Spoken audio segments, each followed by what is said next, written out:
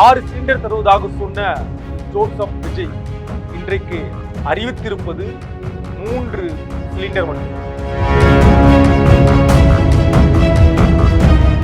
திமுகவில் அதிரடி மாற்றத்தை ஏற்படுத்தியிருக்கும் ஸ்டாலின் அதிர்ச்சியில் உடன்பிறப்பு. வெகு விரைவில் டெல்லியில் தனது கட்சியை பதிவு செய்ய போகிறாரா தனுஷ்? பார்க்கலாம் இந்த காணொளி. ஃபுல் மூன் சேல் காலை 9 மணியிலிருந்து இரவு 12 மணி வரை ஆகஸ்ட் 27 ஒரு நாள் மட்டும்.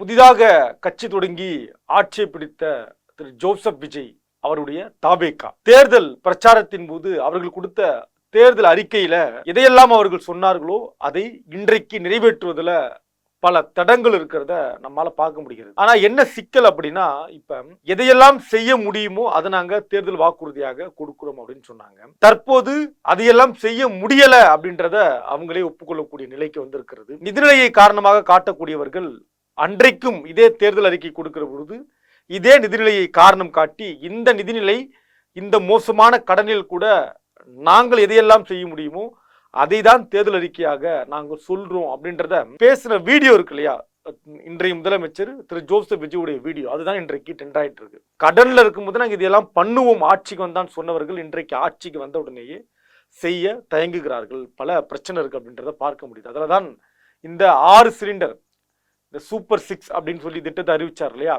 திட்டத்தோட பேரு சூப்பர் 6. இப்ப சூப்பர் 6 வந்து சூப்பர் 3 மாறி இருக்கு.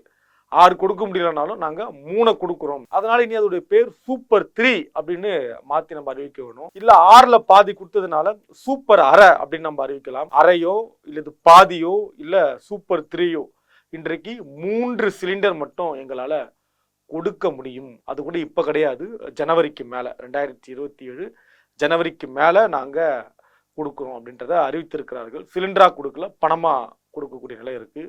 இவங்க பணமா போடும்போது சிலிண்டர் விலை என்னவா இருக்கும் அப்படின்றதையும் நம்ம பொறுத்திருந்து பார்க்கணும்.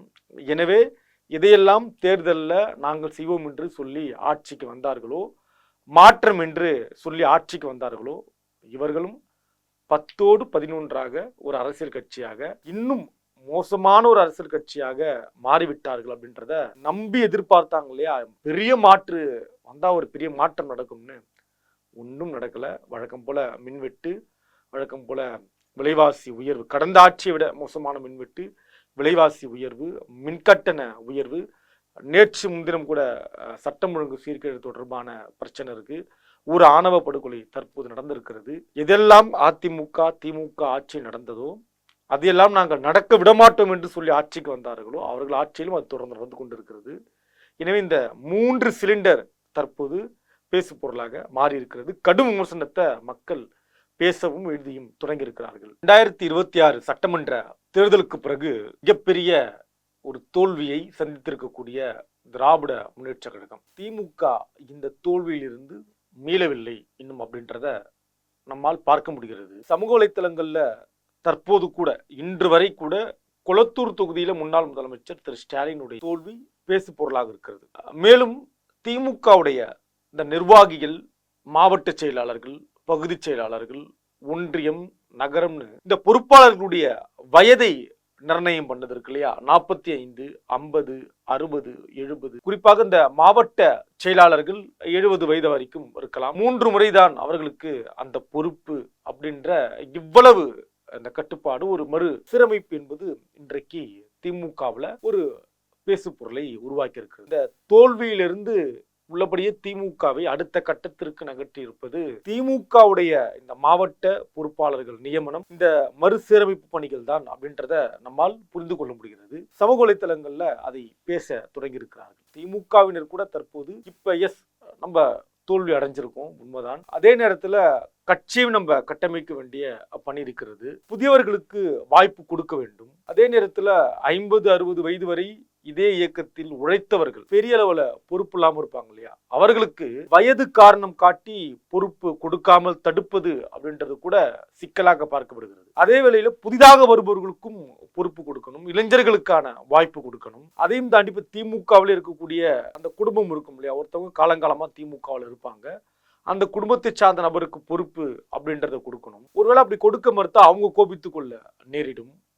புதியவர்களுக்கும் வாய்ப்பு கொடுக்க வேண்டிய இடம் இருக்கு. இதையெல்லாம் ஒரு யோசித்து திமுக இன்றைக்கு இந்த முடிவை எடுத்திருக்கிறது அப்படின்றத பார்க்க முடிகிறது. இப்ப கொளத்தூர் தொகுதி வெற்றி அடைந்திருக்கக்கூடிய VS பாபுடைய வெற்றி செல்லாது அப்படின்றதை நோக்கி திமுக நகர்ந்திருக்கிறது. நீதிமன்றத்துல இன்றைக்கு வழக்கு வந்து விட்டது. நீதிமன்றத்துல அவங்க நீதிமன்றத்தை நாடி இருக்கிறார்கள். அடுத்து அது பயணம் செய்ய இருக்கிறார்கள். இப்படி ஒரு பக்கம் திமுகவுடைய நிலை போயிருக்கிறப்ப, மறுபுறம் நடிகர் தனுஷ் அவர்களுடைய அரசியல் வருகையை எதிர்பார்க்கலாம். நடிகர் தனுஷ் அவர்கள் வெகு விரைவில் தமிழ்நாட்டில் ஒரு அரசியல் கட்சியை அறிவிக்க இருக்கிறார். அந்த கட்சியுடைய பெயரும் கட்சியினுடைய கொடியும் அந்த கட்சிக்கு கொள்கையும் அந்த கட்சிக்கு சில பொறுப்பாளர்கள் அப்படின்னு இன்னும் பல தகவல்கள் வர இருக்கிறது. வெகு விரைவில் டெல்லியில கட்சியினுடைய மற்ற நடவடிக்கைகள் எல்லாம் தொடங்கி அதை பதிவு செய்து அதையும் அறிவிக்க இருக்கிறார். தமிழ் சினிமாவிலிருந்து ஒரு நடிகர் வந்து மிகப்பெரிய வெற்றி பெற்றிருக்கிறார். 2 திராவிட கட்சிகளுக்கு மாற்றாக வெற்றி அடைந்திருக்கிறார். அப்படின்னா இந்த வெற்றியை நம்மாலையும் பெற முடியாது அப்படின்ற ஒரு கேள்வியோட இன்றைக்கு நடிகர் தனுஷ் ஒரு நகர்வை எடுத்திருக்கிறார் அப்படின்னு சில தகவல் வந்து கொண்டிருக்கிறது. வெகு விரைவில் டெல்லியில் அதற்கான வேலையும் தொடங்கி கட்சியை பதிவு செய்து தேர்தல் ஆணையத்தில் பதிவு செய்து பெயர் கட்சியுடைய கொள்கை முழக்கம் பல விஷயங்களை வெளியிட போகிறார். தமிழ்நாட்டுடைய அரசியல் களத்தில் தனுஷும் ஒரு பெரிய தாக்குவத்தை ஏற்படுத்துவாரா? அவருடைய ரசிகர் மன்றங்கள் எல்லாம் இதற்கு முன்னால் விஜய் அவர்களுக்கு கொடுத்த அதே வெற்றியை கொடுக்குமா அப்படிங்கிற கேள்வியும் இருக்கிறது. இதற்கு பின்னால் திரு ரஜினிகாந்தும் இருக்கலாம் அப்படின்லாம் சொல்றாங்க. அது எந்த அளவுக்கு உண்மை அப்படின்றது போக போக தெரியும். தொடர்ந்து கிங் செய்திகள் வழங்குவோர் அதிக மசாலா, அதிக சுவை, ஆச்சி மசாலா. ஃபுல் மூன் சேல் காலை 9 மணியிலிருந்து இரவு 12 மணி வரை ஆகஸ்ட் 27 ஒரு நாள் மட்டும்.